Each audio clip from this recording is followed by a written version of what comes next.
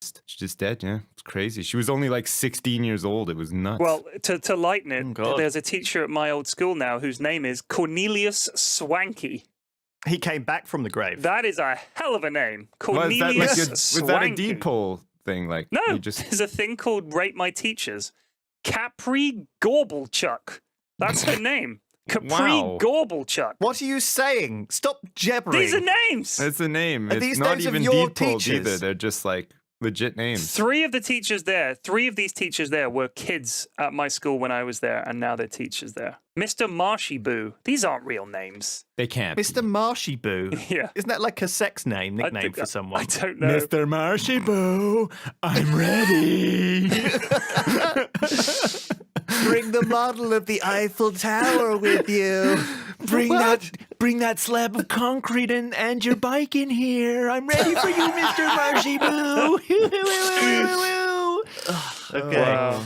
I think it's time to put a bookend on this one. Okay. Do we have a bodega this week? We do, yeah, if you'd like it. Okay. It's. I'd like to, first of all, apologise for my Scottish accent in advance of this What? one. No, Can we get, before we remember- start the bodega, can I get just a consensus or a reading? Yeah. I saw Rogue One and liked it. Any thoughts? Yeah, I enjoyed it. Yeah, it was all right. Yeah? Yeah. Lewis? It was fine. It was fine. Okay. Yeah. All right. I enjoyed it. Okay. Bodega. Part 11. Fuck. Baru, you better come up here, said Bodega, clicking the intercom off. He sat stiffly in his seat on the bridge of the Disco Volante, drumming his fingers on the chrome tabletop at the captain's station. A door hissed open and Varu stooped to enter, his metallic hands clasping the door jamb. Are we nearly there? Asked the droid. Yep, said Bodega, indicating the viewport. There it is, Tartania. A vast tartan sphere filled the screen, its ice caps extending almost to the equator of the world, but the bold tartan colors of the continent still glared through with menace. Madre de Dios, whispered Varu. Its head grew slightly paler, and Bodega thought he noticed a slight tremor in one of its legs. Okay, Pard, let's suit up. If we want to get where we're going in one piece, we better look the part. A few hours later, Bodega and Varu exited the Disco Volante and strolled down the ramp into the spaceport. The bitter wind tore into them and lashing rain stung their faces, but the overwhelming stench of deep-fried food was the real acclimatizer. My lord, said Bodega, retching. Stay strong, said Varu, clasping Bodega's upper forearm. What? What about the voice chip? Remember? No, you said you wanted him back the other way, so I know put I him back said the other I way. wanted him back, but there's no story to explain why he's back. You don't need it. You don't need it. Bodega just turned it off. He preferred the old one, all right? It's Okay, just an good enough. interstitial. Okay. I like how Simpson's like leaning back in like a dad armchair. Hey, shut up a minute. This Wait. is how I like to enjoy my bodega. Wait, you Jeez. fucked up. You forgot to send his voice chip back. All right, can we Oh continue? my god, do you know how he's getting Larry? He's getting like an untitled fanboy, isn't Isn't he? Isn't he He's like, just? this is like someone in the cinema who's like, oh, no, that's not how he stands in the Star Wars. Exactly. All right, so stay strong, said Varu, clasping Bodega's forearm. Varu's voice chip unit had been replaced by Bodega some weeks before. I'll add that in. Okay, Bodega good. nodded and puffed out his chest, but the biting cold made him feel tiny and helpless, and he noted that however hard he tried, he shrank and cowered in the face of the brutal climate. What didn't help was that he was wearing nothing more than a t-shirt and a pair of jeans, but a coat was a death sentence on Tartania, and with these winds a hat was impossible. Bodega turned to one of the station hands milling about, drinking a can of spatial brew. Ori, he said, the most friendly and formal greeting possible on this world. Ori, pal, what's going on? Said the man. Looking for a friend of mine. Name of Big Rab, said Bodega. I will fucking Hades after someone. I didn't care about a big rab. Now get to fuck, said the man. His ginger hair and beard frozen solid with ice. Bodega realized he had no idea where Big Rabby was, and that nobody on Tartania would ever help. Their culture forbade friendliness of any kind. After meandering around the major cities of Glasgow and then Edinburgh for a few days, Bodega and Varu were exhausted. They'd been in countless fights and had the injuries to show for it. Varu's left arm hung loosely at his side after a pack of wild Neds had cornered him and Bodega and beaten them senseless. The fighting skills of the Tartanians were undisputably the best in the galaxy. But when combined with their daily ration of 15 cans of spatial brew, they also became irascible.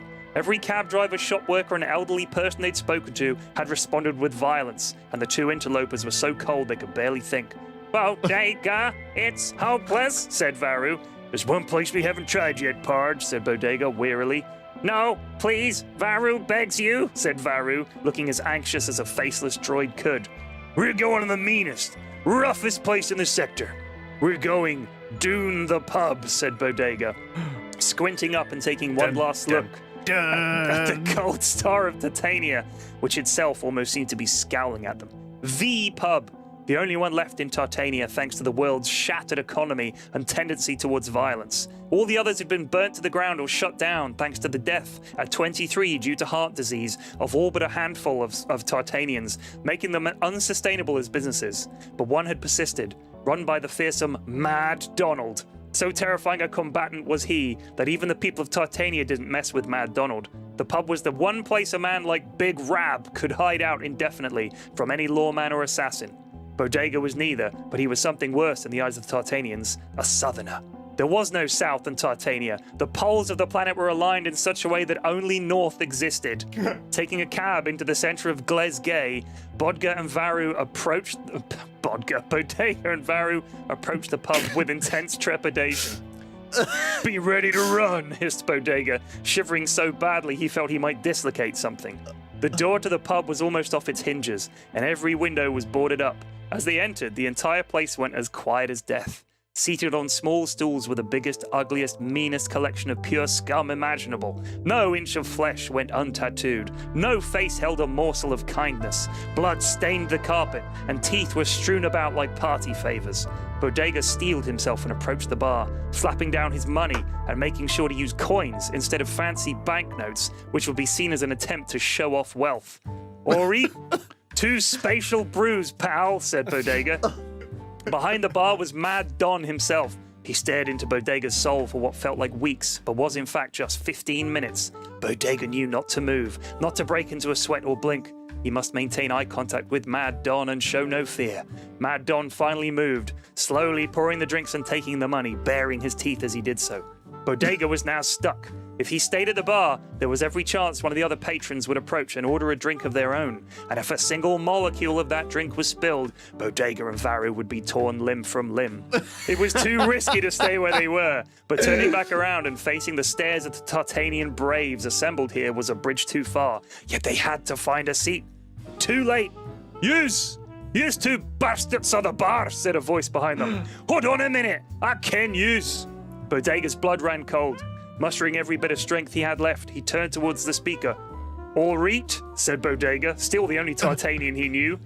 Dry your eyes, you big fanny, you look like you're gonna piss yourself, said the voice, still emanating from some darkened corner near the back of the pub. A figure approached Bodega, a man so large and heavily bearded, so ginger, that Bodega at first mistook him for a hairy boulder rolling their way. It's okay, Don, these cunts are with me, said the man, slapping Bodega on the shoulder and draining his pint. 3 more bevies, pal, he said to Don, collecting the drinks and heading back to his table, Bodega and Varu trailing after him like ducklings clinging to their mother. So what's going on, said Rab. Bodega explained the plan and Rab smiled. We're sort of like the anti-polis, he asked. Kinda. We just do shit, adventures and such, make money, help out folks that don't get help from the law, said Bodega, trying to stay on top of the potent brew he was forced to consume at such a rate he assumed Rab was trying to use the alcohol to preserve his body for medical science. I'm in. Now let's get rambling, you pair of mints and ball bags. After just a handful of bloody skirmishes, they returned to the Disco Volante, which was scrawled with graffiti and covered in streaks of human feces. Someone had tried to deep fry one of its wings, but had given up eating it after just a few bites. They climbed aboard, and Bodega breathed a sigh of relief. Varu walked silently past Rab and Bodega and collapsed face first onto the deck of the cargo bay, powering down. Ah, he'll be fine, said Rab, swaying slightly. No, let's get the fuck out of here. Bodega had never been so glad to leave a planet in his life. They had done it.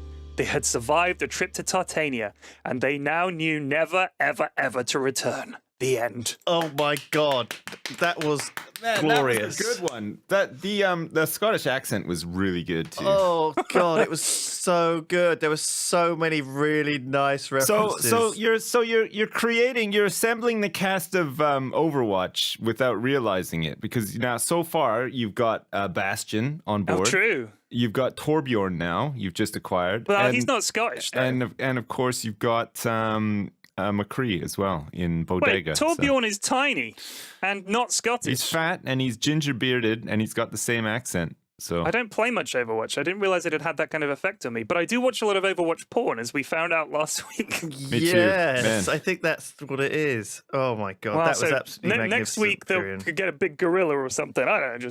Just thinking off the top of my head here. yeah, that would work. Yeah.